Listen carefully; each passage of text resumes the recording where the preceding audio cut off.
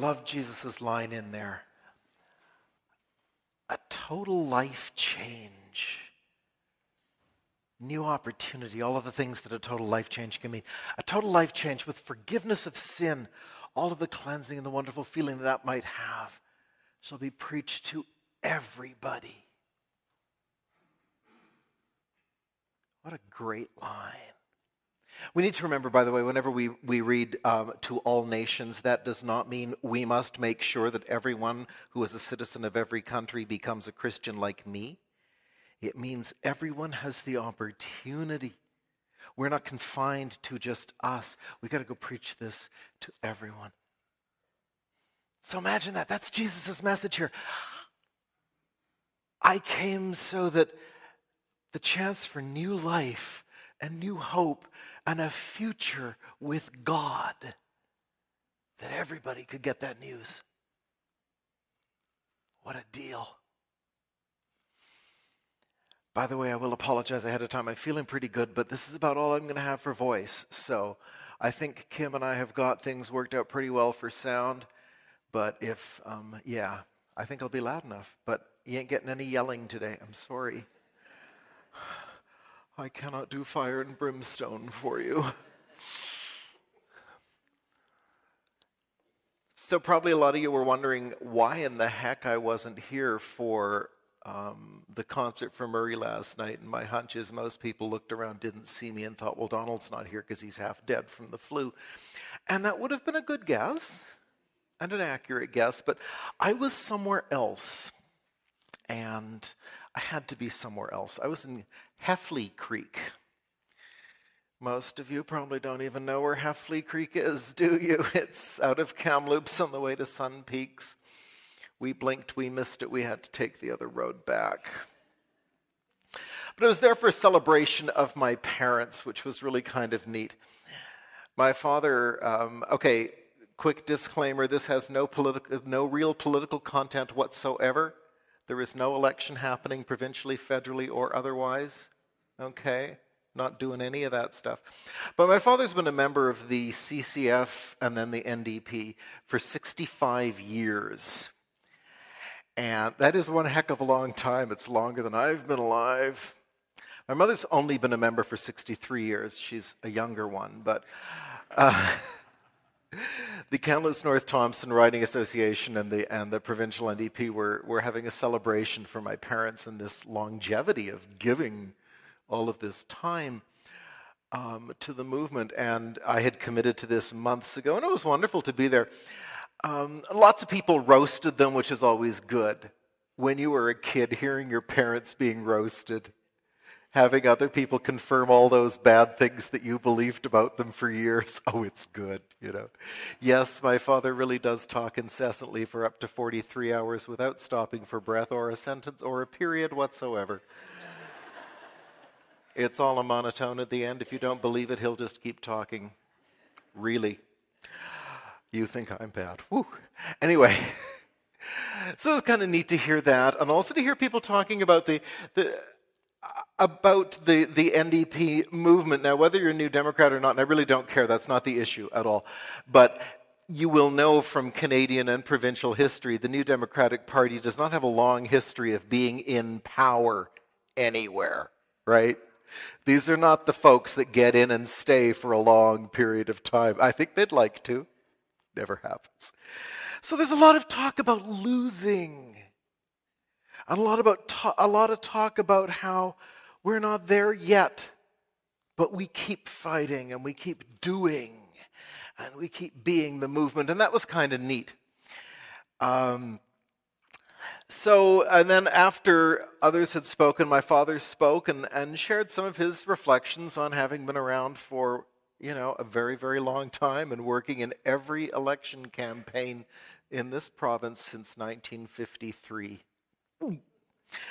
Yeah. So anyway, then people started chanting for my mother to speak. Now, my mother does not normally speak. She and I never got a chance when we were out. Trust me. But they kept chanting for my mother to speak, so finally she stands up. And if you know my mother, especially in recent years, she does not stand very well. She uses a cane. She's very, very shaky on her feet. And she's only about this tall. But she stood up and she said, I didn't really want to be here. I thought, great, Mother, thank you so much. We drove through the snow for this. She said, didn't really want to be here. Thank you, the dinner was really good, and I like the flowers, and I'm glad that you're all here, but this isn't about us. It's about you. We should be doing this together for all of us. And then she said, and this is the piece I really, really liked about it. She said, we never thought we were doing anything special. We believed in something that we thought was right, so we just kept doing the right thing. I thought, yeah. You just do the right thing because it feels like the right thing because you believe in something. That believing in something is really, really good. Because without that, who knows what, we can be persuaded on the internet is the good thing at the moment. But when you believe in something, you come back to that and you pursue that. It's not about the big stuff. Tommy Douglas said to me once, it's not about winning elections. And I thought, if anyone knows that, that man knows that. It's about telling the story, the real story, over and over again, right? So those of you who were here last Sunday or in another lectionary using church and are astute might have noticed that this morning's reading, while it came from Luke, not John, it's almost identical. It's one of those weeks where the minister looks at the lectionary and goes, are you guys kidding me? I get 2 weeks of the same story, except it isn't quite exactly the same, of course.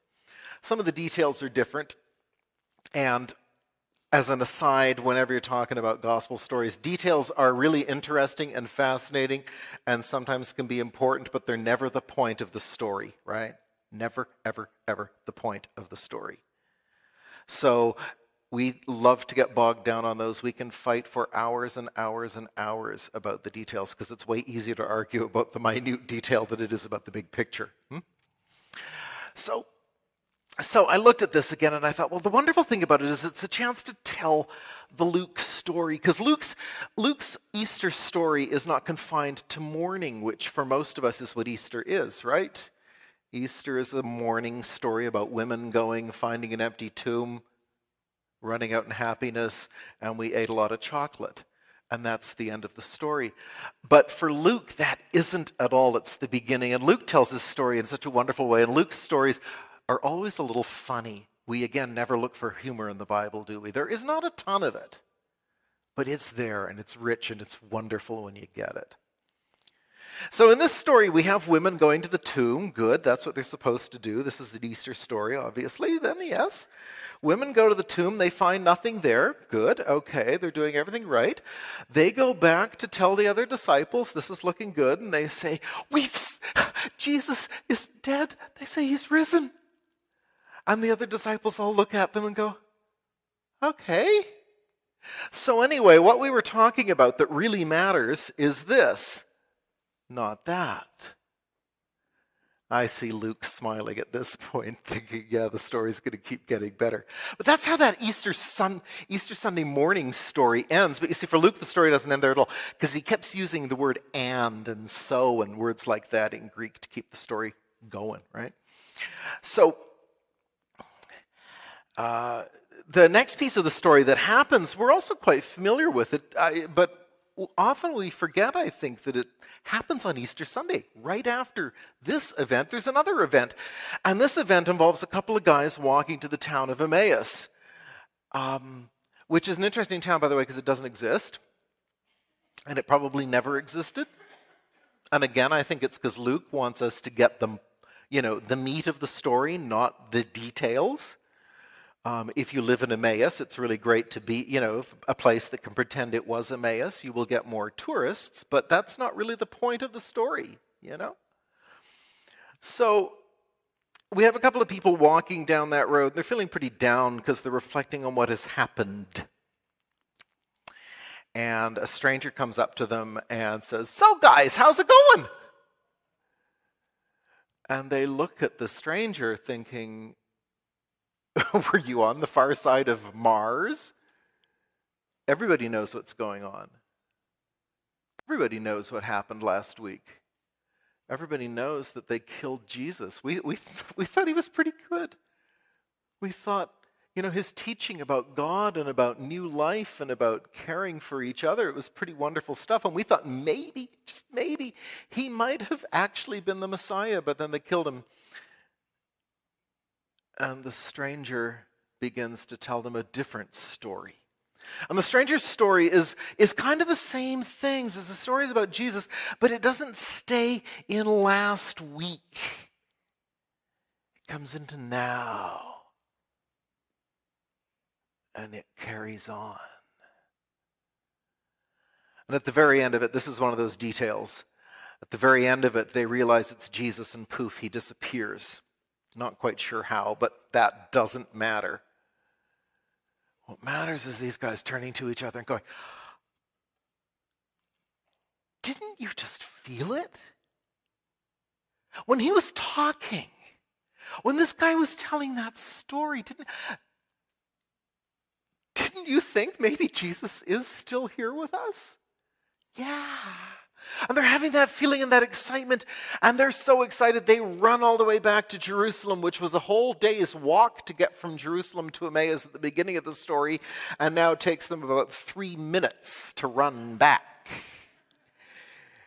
I love it. And they get there, and they're telling the other disciples who are going, well, this is the second story about Jesus being risen, but it still doesn't really make sense, so let's focus on what happened. And then Jesus shows up again. And they think he's a ghost. That is good logic that they use here in the story. Sometimes we look at them and go, "Good heavens, how can they think he was a ghost?" Well, they think he's gone, right? So he shows up and he says, "I'm not a ghost." And the best way to prove that in those days, because they didn't have the internet to immediately check anything on, which will verify anything you want. So he says, "If you don't believe it's me, come on, touch me, feel me. Do you have anything to eat, by the way?" It's a sure sign it's a real person. Ghosts don't eat. They don't. All the ghosts I know. Anyway.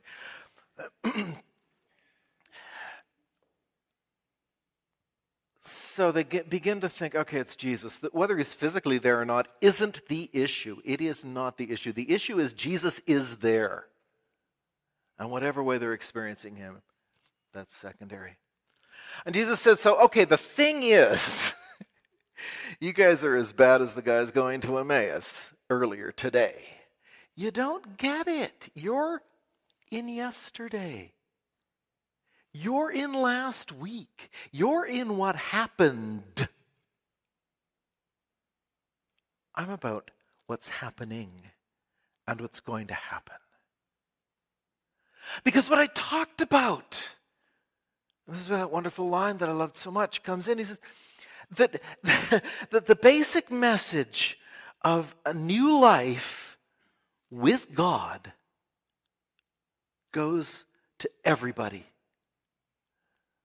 Not just to the Jews, not just to the male Jews, not just to the nice male Jews who you like because they didn't beat you at golf the other day, not just to the ones whose daughter didn't go off with that strange guy, so they don't deserve to hear about good news.